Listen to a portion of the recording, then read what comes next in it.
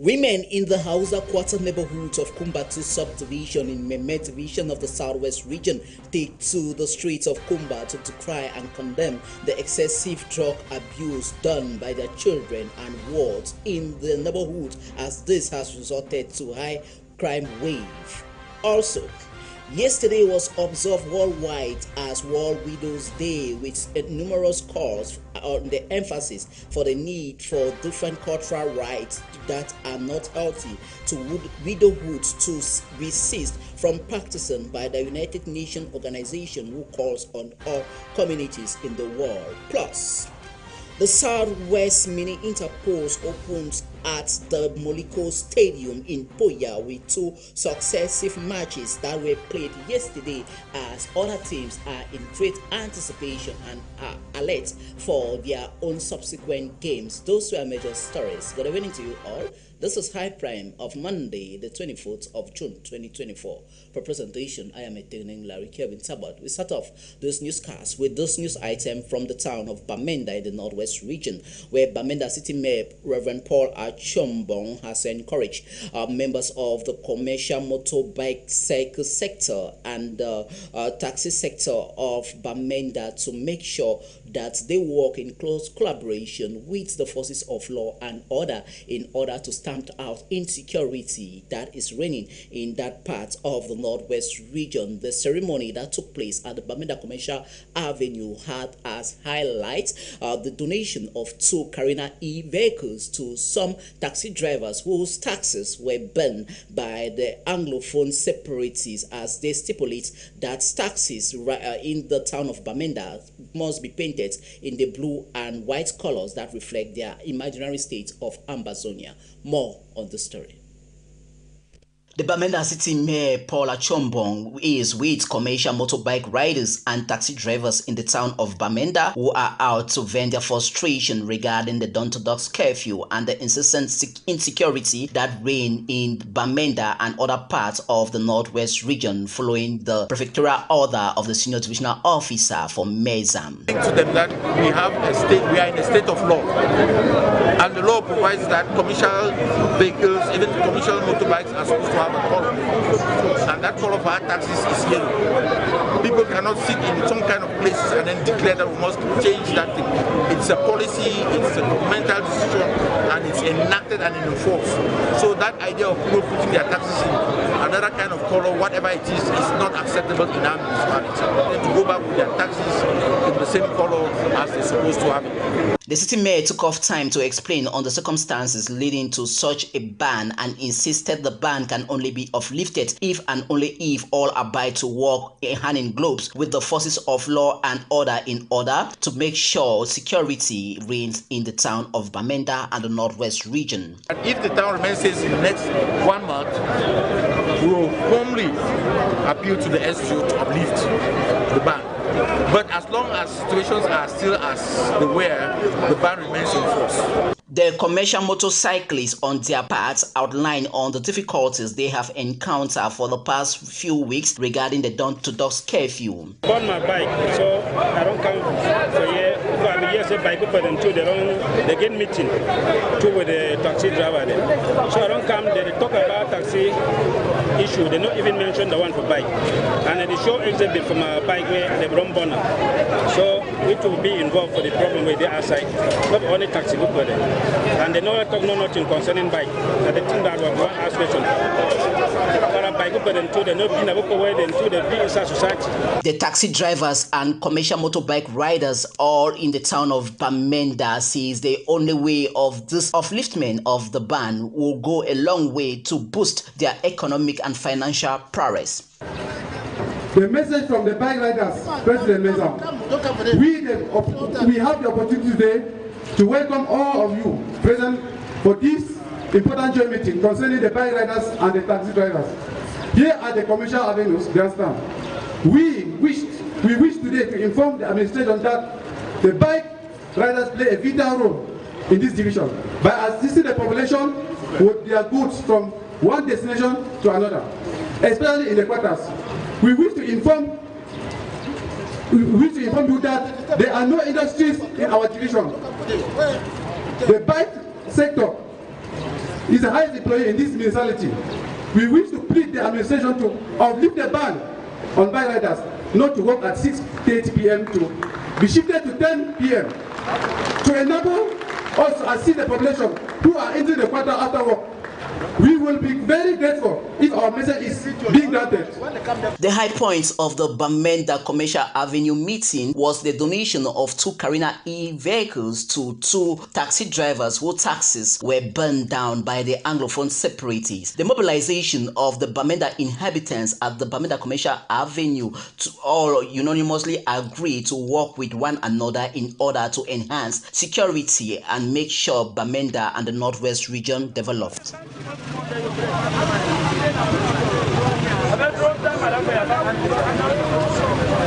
As the world celebrated World Widows Day yesterday, Sunday, 23rd June 2024, in most Cameroonian population, the people were called upon to treat widows rightly and to shun away from unorthodox unorthodox traditions that have been exerted on the lives of many poor widows in Cameroon and across the continent of Africa and beyond the world, as Alice Lekelion gives us more retrospect.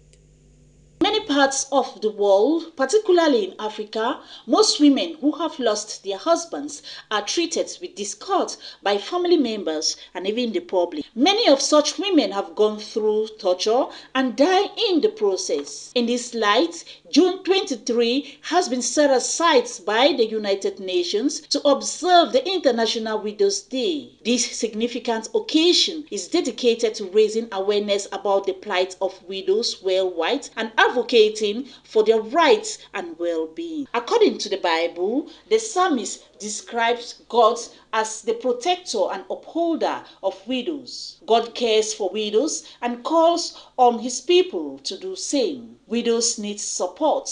They need to be listened to and not judging them. And they expect all to respect their grief journey. This day can also be a day for widows to celebrate the love they felt with their spouses. Widows are advised to be happy, to focus on what they can control, and let go of what they can't. Happy Widows' Day to all the widows out there.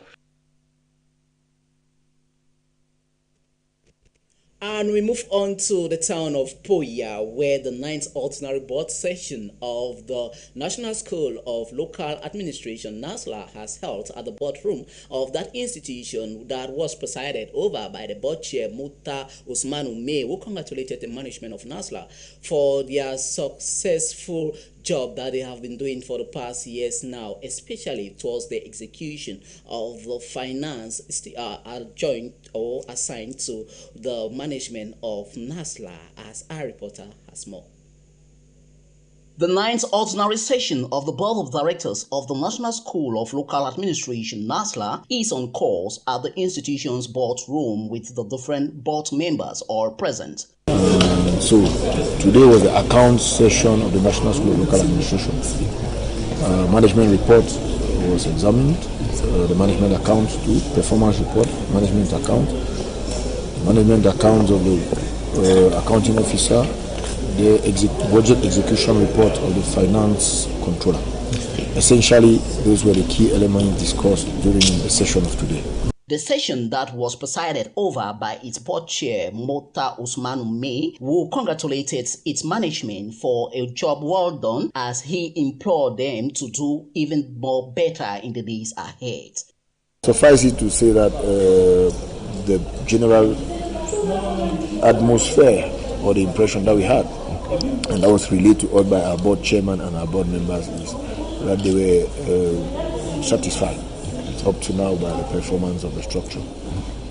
Nonetheless, the management was enjoined to redouble efforts to strive towards continuously improving the performance of the structure.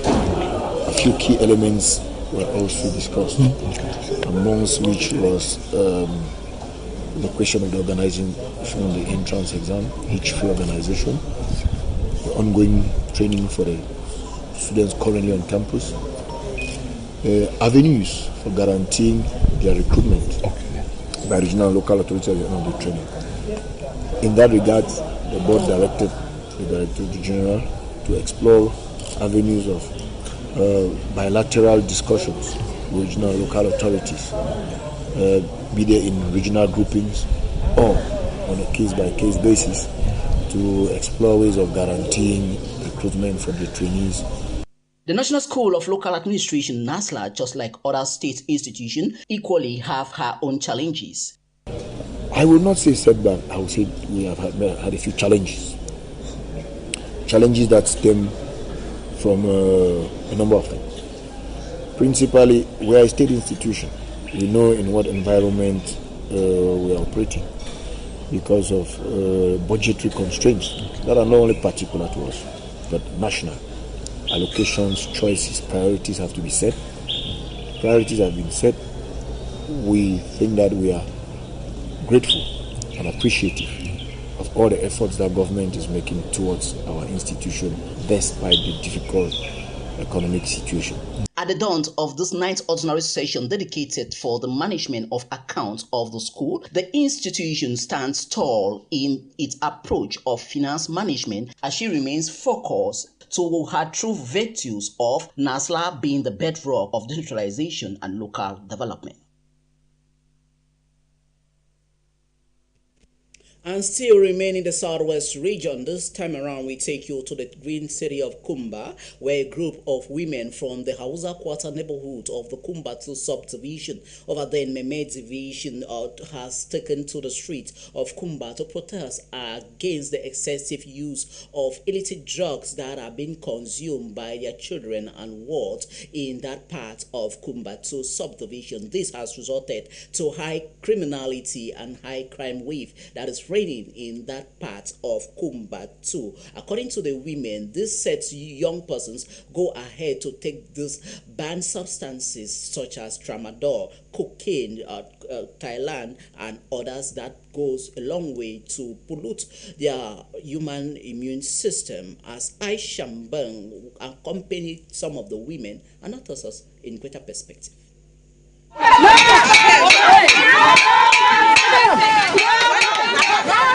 A group of women from the Hausa quarters of Fiango, Kumba 2 subdivision, staged a protest against the rising tide of illicit drug use in their community. The women, citing threats to public safety and harm to their families, called for authorities to crack down on drug dealers and users. Say that the same tramadol inside our community. Yeah. We want to make them drop all the drug dealers them, and any house where any landlady or landlord where he knows say he don't keep drug dealers there for inside their compound. We want to say we give them 2 days make them come up for inside community of Kumbati.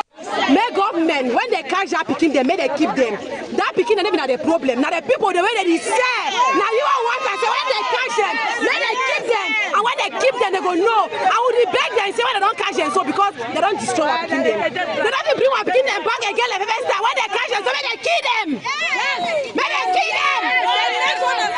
If you catch any man, who can either big man who will kill a woman, who will kill them. The protesters can't help but express deep concern about the impact of drug use on their children. Several women claim their children, some of whom are drug users themselves, have committed crimes like rape and torture. This personal connection fueled their outrage and their demands for action.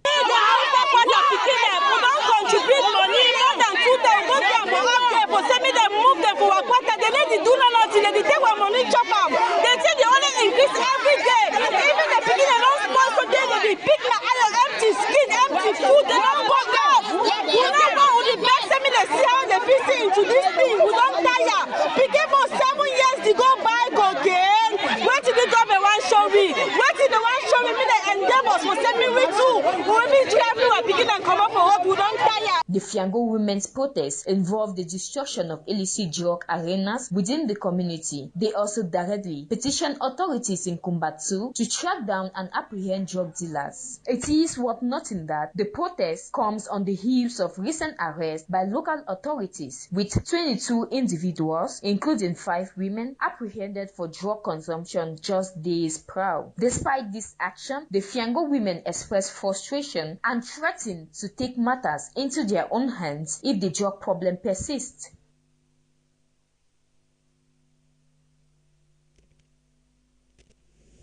And that was how Aisha Mbang trailed those women in the Kumba to subdivision in the neighborhoods of Hausa Quarter during the protests that they engaged. We move on to something different. This time around, emotional intelligence has been identified as a solution to societal conflict that are plaguing the state of Cameroon. In the upcoming report, High TV's newsroom, Cynthia Latter spoke to a youth and women empowerment advocate who insisted on it's high time for everyone to learn to recognize and regulate emotions in them and others. This were the pronouncement of the said women empowerment advocate and champion for women related issues. We have details with reporter Cynthia Latte. In workplaces, schools, institutions, or society in general, it comes a time when one is triggered or simply confronted with emotional outbursts. Fights may erupt and persons hurt. How to manage this deficiency, experts suggest emotional intelligence, that is the ability to recognize and regulate emotions in ourselves and others. To the realization that one of the key things is the ignorance of emotional intelligence has caused a lot of conflict. The fact that people couldn't also manage their stress, couldn't manage working in pressure, the outbursts. And I think it's not only at the workplace, I think it's a deficiency that cuts across all aspects. Because whether you're a student, whether you're married, whether you just live in the community not doing anything, you're a business person, you should be able to be self-aware. Manage. Am I able to identify, to recognize myself? Am I so self-aware? Do I know how to self-regulate?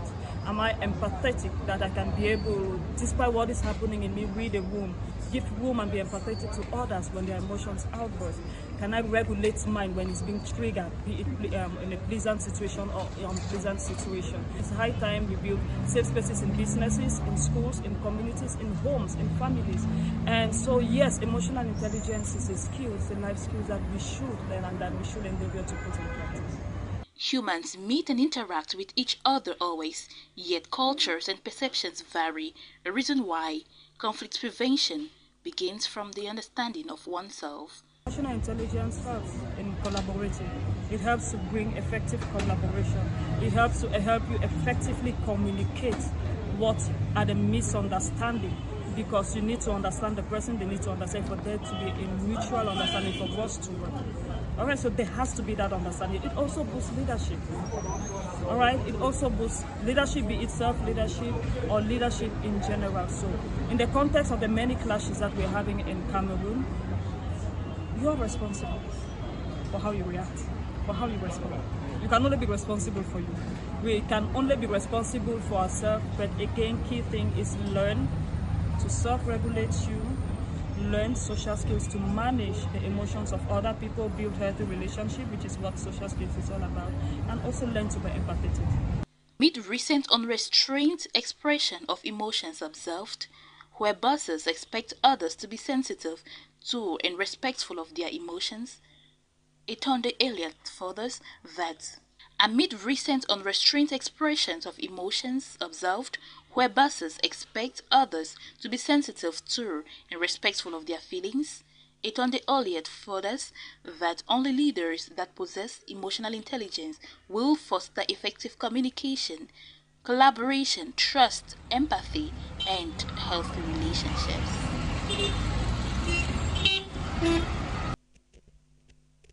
To our viewers in Cameroon and around the world, you are watching High Prime.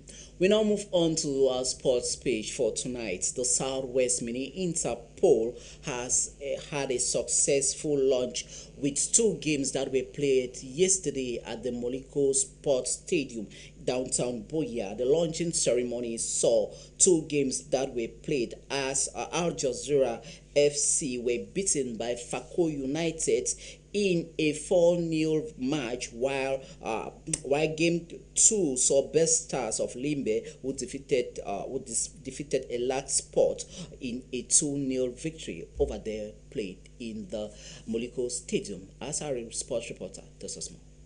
Yes, This is over here at the Molikomi Sports Stadium where we witness the second game of the day in terms of the mini interpost, the Southwest mini interpost, where we witness an encounter between Ellen Sports and West Stars of Limbe. Just equally to reiterate that these are two clubs from the same town, which is a town of friendship, and meeting each other for the first time in this season. It's what many persons were anticipating, and equally to tell you that a team like Ellen Sports topping its pool equally had not lost any game, but unfortunately Bestars Academy decided to walk through past them, defeated them 2-0. So, first of all, it was a local derby. All of us know ourselves. When we competing in, when we play friendly matches, you see during the beginning of the encounter, we started very slow with the tactical part, but at the second segment, we tried to check the strategy and the strategy worked. So we are very happy for that. Well, I'm very happy with the team, the performance, the game. Everything we did today was amazing. Last year we ended at the minute at the knockout, so it was very bad for us. So today we needed to give our best because we are playing LSPO and it's a rival from our city, so we needed to give our best. So today is a very good game for us, and we are very happy. While to play a team that played the regional league without any defeat, to come to play them at the minute first knockout is very difficult for us. They had the confidence, the momentum to play us because they look maybe we are small for them, so we needed to give our best to show that we are not afraid of them. So we needed to did what we did today. We prepared the game too much. You know, a game like this, when you prepare it more than the way you are supposed to prepare, you give yourself self-pressure. I did not recognize my team today. We have never played like this. So I think we just have to regret our actions. So I also want to congratulate Besta. I think they came, they did not fear, they did not panic. They just respected us. I think that was their force. Well, I think that first of all, I'm personally happy. And I must say that I am thanking those who were able to make it here at the Molikomi Sports Stadium. And also to thank the media men and women who were here to cover this great event. I must say that I'm satisfied with what I've seen, because we can all attest that with the quality of football we watched here today, those who won the game today were meritorious. They merited their victory, and I must say that we are here to support and accompany the national president of FECAFOOT in accomplishing his vision to make Cameroonian football great again. Beautiful goals coming in from Mukete Jr. and Cosmas to give in a finishing in terms of this particular game. It was a come and see and goal and tell game, as you saw thousands of fans, football lovers in the Southwest region who came in their numbers to equally look into this particular game. Remember, Tuesday is another debut in terms of the mini interpost, where we are going to be having big names like Boya United, Tico United, Kumba City, and a host of others as the week continues. Bye-bye for now.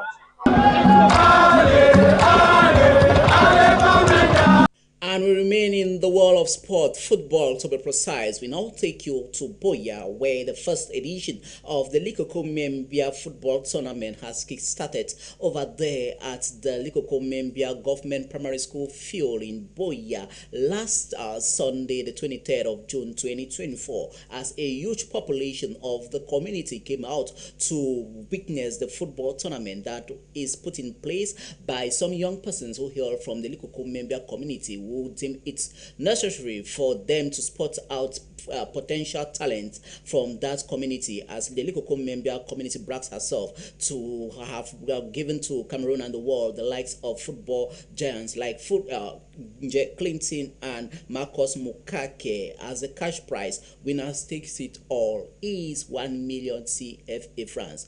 We have details perspective on that story with our reporter. The first edition of the Likoko Membia football tournament kick-started last Sunday, 23rd June 2024 at the government primary school field of Likoko Membia, with the participation of 11 teams as the population all trooping to witness the opening match. The tournament is all about great minds that came together, who are lovers and fans of football, who came together to see that during these summer holidays we should try to engage the students busy by creating this tournament whereby they can be able to exercise their talents in football and to also keep the community busy during this summer period. The Likoko member community that has produced global football stars, the likes of Marcus Mokake, Clinton J, and others, want to bring her younger talent to the limelight. To make Membia great again. This is not actually, this is the first edition of the fresh edition. We had previous tournaments, I think 5 tournaments before. This is the first edition of our tournament that we, the youth of Membia, we decided to come together to make it a success this year. And I think Membia is a community that love football. We have produced the likes of India Clinton, Marcus Mokake, and we have young talent coming up. So we thought it wise that making this tournament is to grow the young talent. With the cash prize of the said football jamboree that stands at 1 million CFA francs with diverse prizes attached to it, is one to enhance local talent. The population will turn out massively to get busy and get entertained during the first game that saw Jerry Boys versus Boyertown Boys, as both teams resulted to a 0-0 draw, while other games have been planned for the days ahead as the population in Likoko Membia community stands tall when it comes to football engagement. What do you see from that? And now on to our foreign dossier for tonight. We'll move on to the Eastern African nation of Rwanda, where Rwanda's presidential election campaigns has been launched across the Eastern African nation. According to the country's electoral body known as the National Election Commission, NEC, a total of 9.5 Rwandans are registered to take part in the said presidential elections, as our foreign affairs reporter Aisha sums it up. The campaign for Rwanda's July 15 presidential election began on Saturday with 9 million registered voters. This election is one coupled with legislative elections for the first time. Paul Kagame, first elected president by parliament in 2000 and re-elected by universal suffrage in 2003, 2010, and 2017, with over 90% of the vote each time, will face Frank Habineza and Philippe Payimana, his 2017 opponents. Meanwhile, key opposition figures like Victoire Engebare and Bernard Taganda are barred from running due to past convictions. Diane Riguara's candidacy was invalidated due to non-compliant documents. 20 years ago, where this nation was, the kind of opportunities that were available to us, and what is available right now, I give thanks to what His Excellency has done. And so for me, this is an opportunity to celebrate him. He was previously excluded and acquitted in 2018. In 2015, constitutional revision changed presidential terms from 7 years to 5 years, allowing Kagame to potentially stay in power until 2034 if re-elected. Nevertheless, legislative elections have been synchronized with the presidential election, with over 500 candidates vying for 80 parliamentary seats. Voters will directly elect 53 representatives, with 27 seats reserved for women, youth, and disabled individuals chosen indirectly.